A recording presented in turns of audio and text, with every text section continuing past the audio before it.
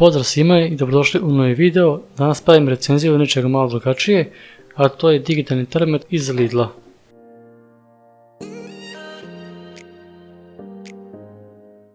Kao što možemo da vidimo, imamo spoljašnju temperaturu, unutrašnju temperaturu i sat, kao i ove tipke.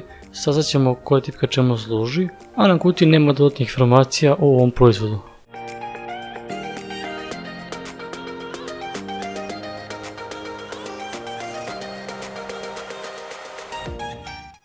Tu je korisničko uputstvo koje nećemo čitati pošto je jako opširno.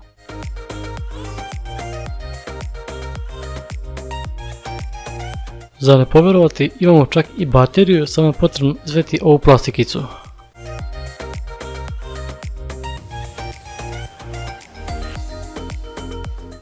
Ima podesivi signal upozorenja od opasnosti od mraza. Pregledan ekran sa prikazom unutrašnje i spoljašnje temperature i vremena. Mjerni opseg od -50 do +70 stepeni.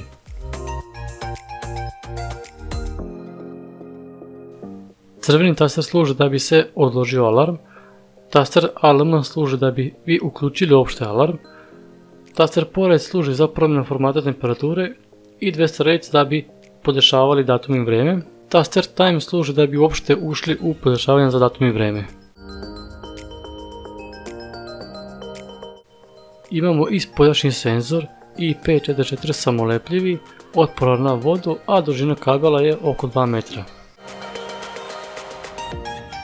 Čak možemo i da ga montiramo na zid, samo skinemo zaštitni papir i možemo da promijenimo ugao.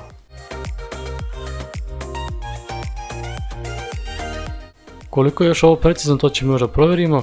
Nema da puno što se priča o recenziji.